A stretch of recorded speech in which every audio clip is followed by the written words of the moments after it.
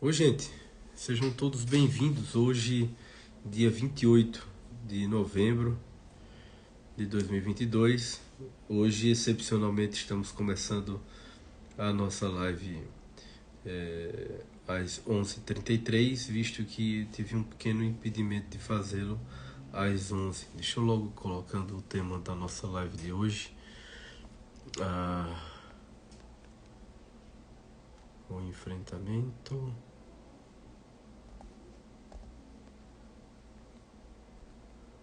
A violência contra a infância. Pronto.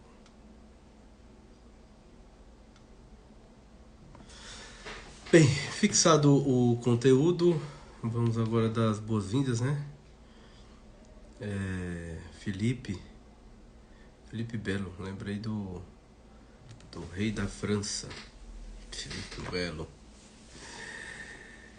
Pablo Educa, seja bem-vindo. Meus barbeiros estão por aí. Renata Cunha, seja bem-vinda, Renata. Então vão chegando por aí, vão convidando os demais. Hoje, pessoal, nós nos propusemos a tratar sobre a violência contra a infância. É um tema relativamente simples, mas ao mesmo tempo complexo. Simples porque nós temos aí tantas e tantas pessoas falando a respeito do assunto.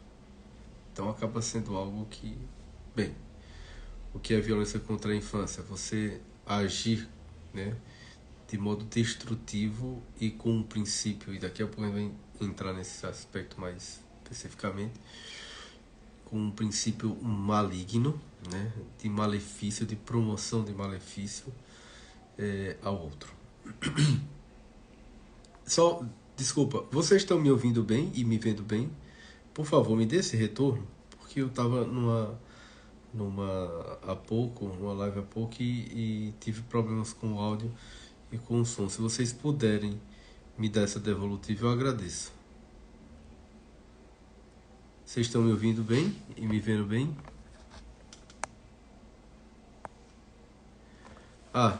Tá me ouvindo e me vendo, né, Vinus? Pronto, ótimo. Então você me deu esse feedback, vamos lá, vamos continuando o que nós estávamos falando. Obrigado, Renata.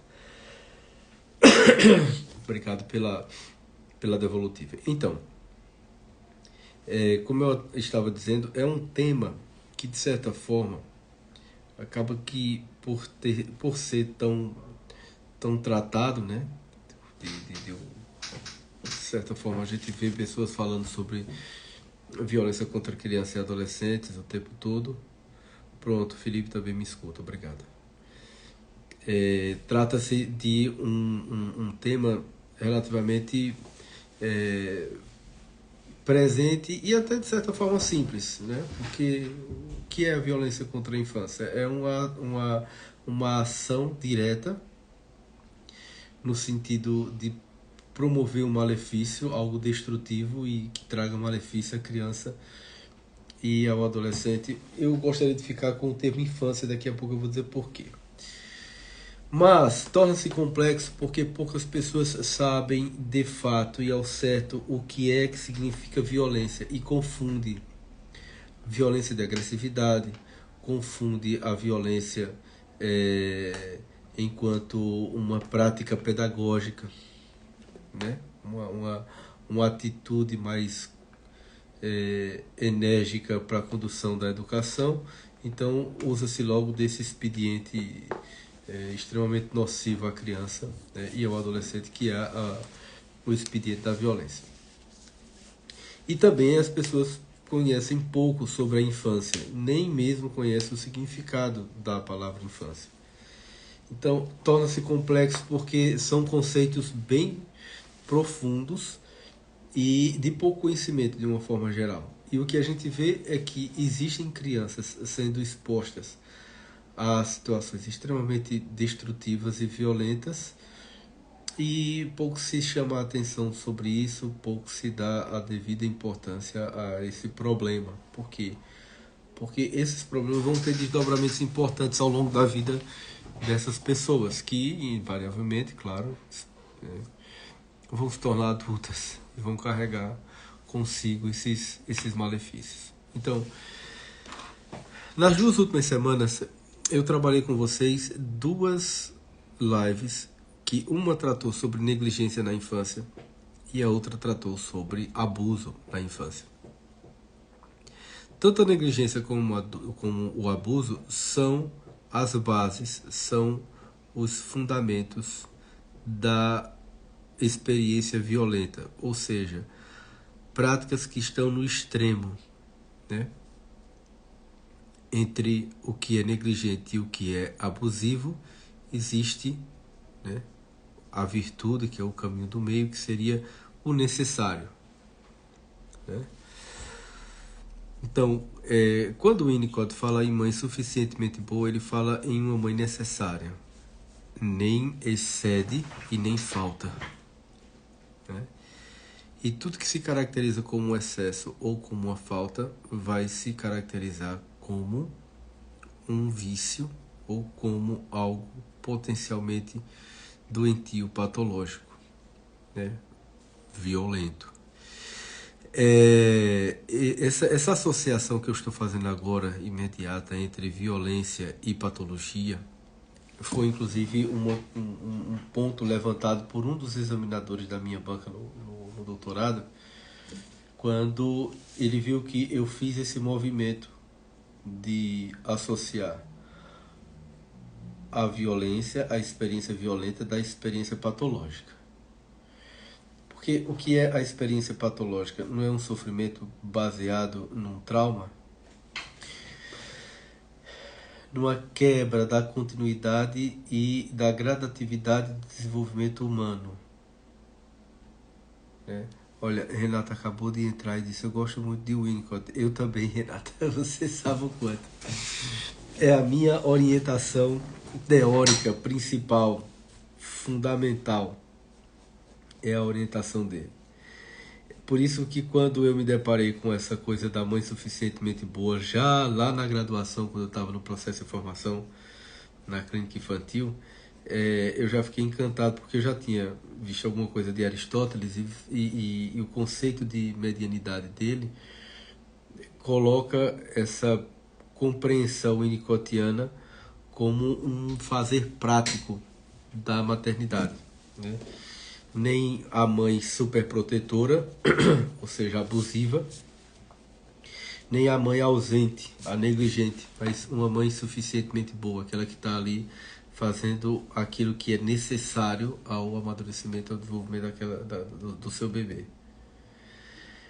Então, quando eu vi esse conceito de suficiente, né, de necessário, então na outra ponta eu vi o que era, né, excedente e negligente e faltante, e que nesses extremos, né, como Aristóteles dizia, os vícios, os males estão nos extremos. Então, para uma experiência de violência é necessário o componente nocivo. Por que a gente diz, por exemplo, que a infância é inocente? Da inocência, do inocere, do não nocivo. Porque não há a intenção de praticar o mal, porque também não se conhece o que é bem. Uma criança não conhece o que é bem e mal,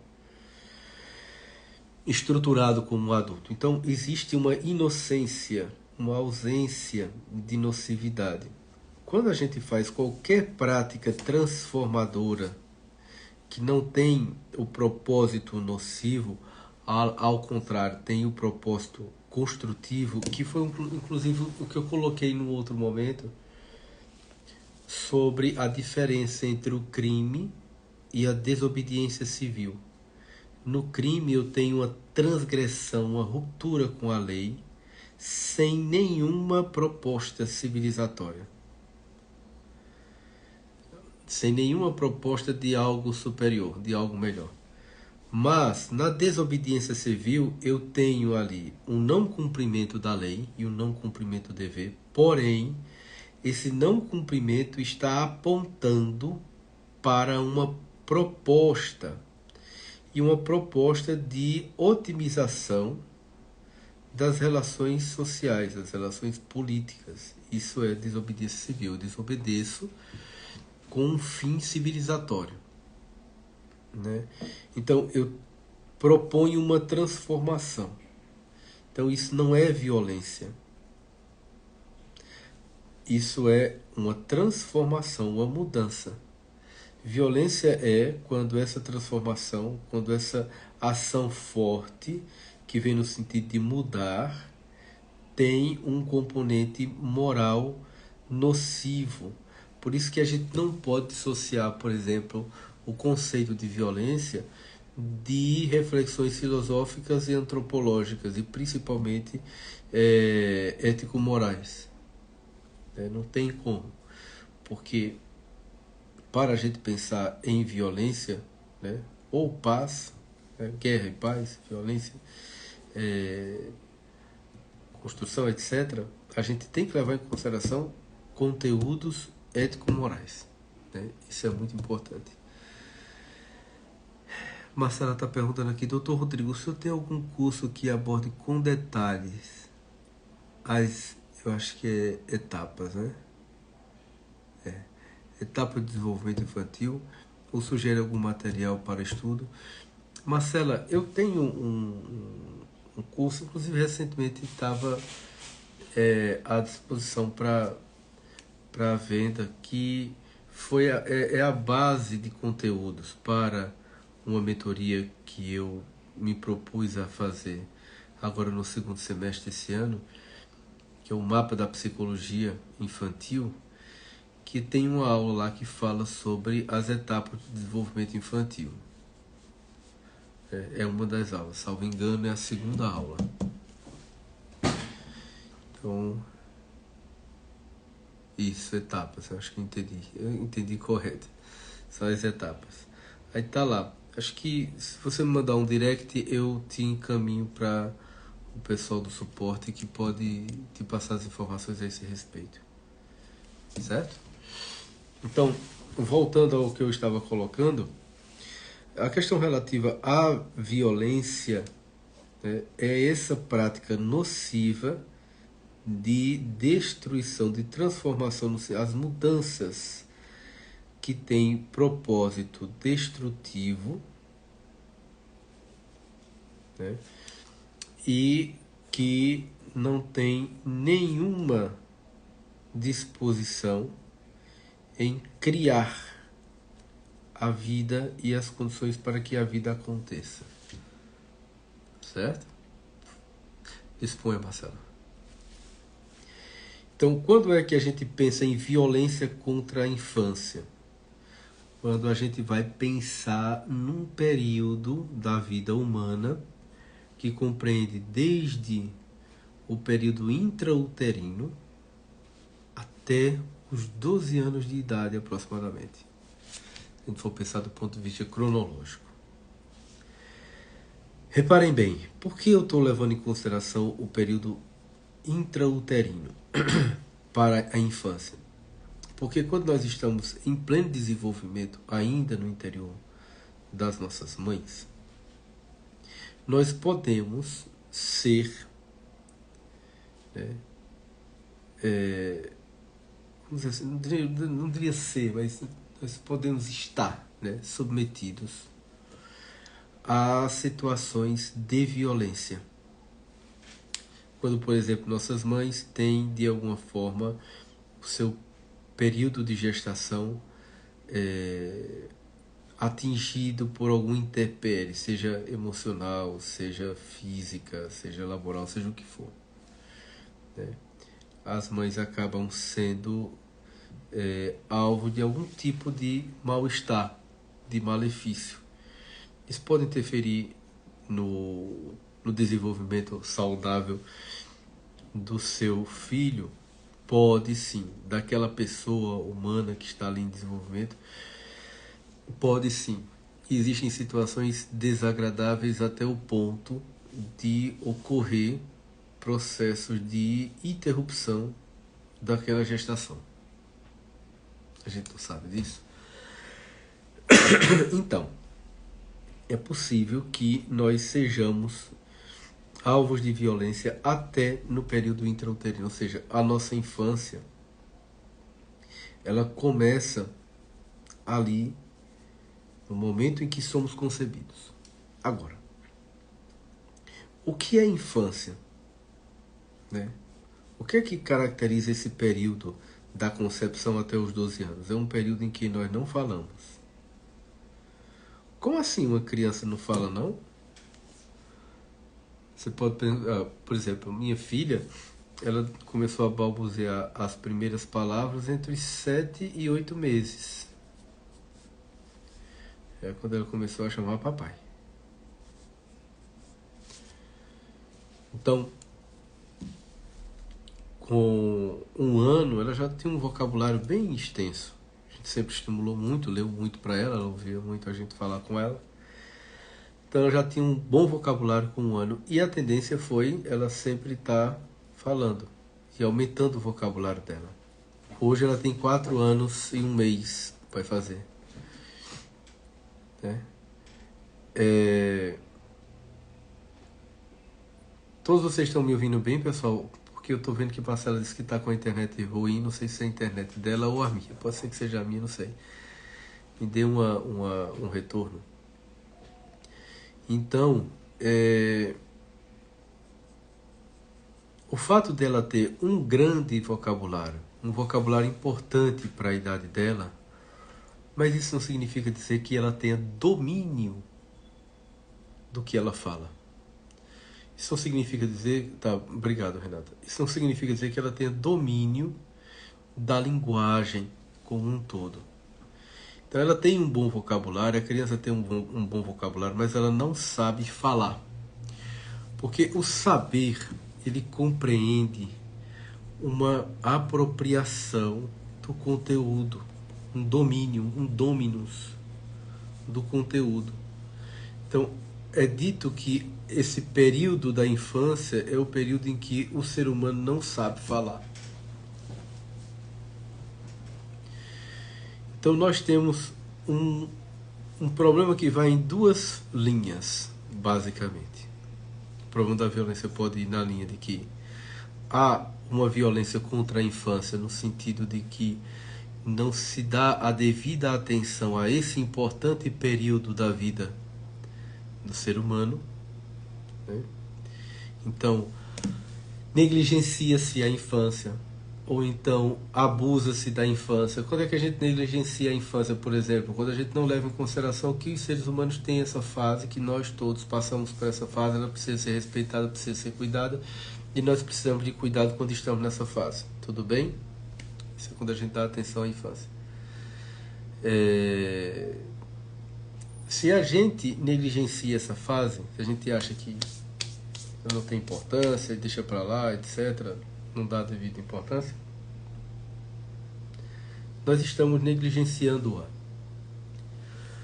Quando é que a gente abusa da infância? Quando a gente percebe que existem pessoas que já passaram em muito dessa fase da vida, mas elas ainda insistem em ficar nessa posição infantil, de quem não sabe o que fala, de quem não se apropria do que fala, de quem age de modo inconsequente e irresponsável com relação à vida. Então ela está abusando desse lugar, desse momento da vida. Está fazendo com que essa infância ela seja uma infância tardia. Tem aquelas expressões do tipo, você não teve infância? É como se você ainda está fazendo uso da infância, é como se você não tivesse vivido a infância o suficiente e tal. Isso é um tipo de abuso, vamos dizer assim, da infância. Isso por um lado. Né? A violência contra a infância é aquela em que nós negligenciamos a infância ou abusamos dela. E podemos ir numa outra linha também, na linha de crianças, de pessoas que sofrem violência nesse período da vida, no período em que elas não conseguem se defender. Porque se elas são incapazes de falar, se elas são incapazes de se apropriar da linguagem, elas também vão ter a sua capacidade reduzida de se defender. Não só na capacidade de comunicação, de dizer ao outro o que aconteceu e de ser reconhecido e tal. Não só nisso, mas até de compreender, muitas vezes, que elas podem estar sendo alvos de uma violência e não se percebe sendo alvo dessa violência. E ela só vai perceber isso quando tiver os desdobramentos no futuro, porque essa violência vai ressonar ao longo da vida dela. E aí aos poucos ela vai se dar conta do tanto que foi abusada ou negligenciada lá atrás. Eu vou dar um exemplo a vocês. Eu já atendi mulheres já com suas famílias estruturadas, casadas, seus filhos, etc. E que, por ocasião do processo terapêutico, lembraram durante as sessões e começaram a trabalhar conteúdos relacionados a experiências sexuais abusivas que elas sofreram quando criança. Mas, à época, elas não entendiam que estavam sendo abusadas. Elas entendiam que existia um incômodo, que era um olhar diferente daqueles olhares de cuidado, que era um toque diferente daquele toque de cuidado e de respeito e de atenção, o toque do cuidado mesmo. Elas percebiam essa diferença, mas não sabiam do que se tratava. Por não saberem o que se tratava, a coisa ficava no âmbito não só do desconhecido, mas existia uma violência ali implícita, tácita, muito forte. Mas o fato delas não dominarem a linguagem, não dominarem a fala, serem infantes, não falar, elas acabam não sabendo de que se tratava aquela experiência da qual elas estavam vivendo, ou seja, elas estavam sendo submetidas a uma experiência invasiva, abusiva, violenta, mas não sabiam o que estava se tratando. Isso eu estou colocando experiências mais sutis, claro, né? Embora existam experiências sexuais também que são atreladas a violências física e psicológica. Porque se você observar, por exemplo, a violência física, na verdade, as experiências de violência nunca vêm só. Já pararam para pensar isso? Elas nunca estão só. Quem vive uma violência física, vive também uma violência física e psicológica. Porque ela vai sentir ali uma experiência de depreciação, uma experiência humilhante, uma experiência de incapacitação, de exposição. Então, se você tem uma experiência sexual, de violência sexual, vai vir ali também uma violência física e uma violência psicológica, né? Então, ela nunca vem só, ela sempre vem associada, né? A gente separa violência física, violência psicológica, violência sexual, violência verbal, violência moral. São, vamos dizer assim, há uma divisão didática desses conceitos. Mas a experiência vivida, quando a gente vive essa experiência, a gente vive essa experiência de forma total. E ela é dilacerante, dilaceradora da nossa alma, né? Não é só o nosso corpo, a nossa alma vai junto também, né? Então nós temos a violência vivida nesses dois sentidos. Quando a gente fala de violência, né, do enfrentamento à violência contra a infância, a gente está falando tanto de uma violência no sentido de negligenciar ou abusar da infância, né? de olhar para a criança e negar e não reconhecer que ela vive uma fase específica da vida que precisa ser respeitada naquele momento, ou de pessoas que abusam dessa fase da vida, né, e vivem como se fossem Peter Pan. Não por acaso existe a famosa síndrome de Peter Pan. E existe também a violência contra a infância no sentido de ser uma violência vivida por pessoas, por indivíduos, por crianças, né, que estão nessa fase da vida e que não conseguem se proteger, não conseguem reconhecer e se proteger dessa prática de violência, né, que pode ser tanto praticada, e isso é importante, tanto praticada por adultos quanto também por crianças e adolescentes, né, por diversas razões. Aí vamos para a fase final. Aqui eu estou chegando aí próximo aos 30 minutos de proposta para esse encontro nosso, né? Vamos para a fase final já desse nosso encontro, dessa nossa live diária. Como enfrentar esse problema? O próprio termo está trazendo. Temos que fazer frente. Temos que nos posicionar, né, de frente, ou seja, encarar, reconhecer, entender, perceber que existe o problema e vamos enfrentá-lo agora. Enfrentá-lo como? Enfrentá-lo primeiro com conhecimento do que se trata.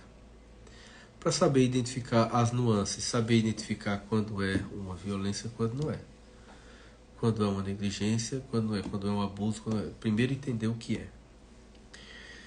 Depois de ter conhecimento sobre, nós precisamos acionar os atores primacialmente responsáveis por essa proteção.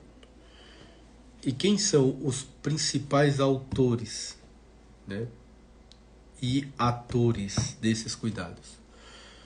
Os pais. Os pais são os principais e mais importantes atores nesse enfrentamento à violência contra criança e adolescente.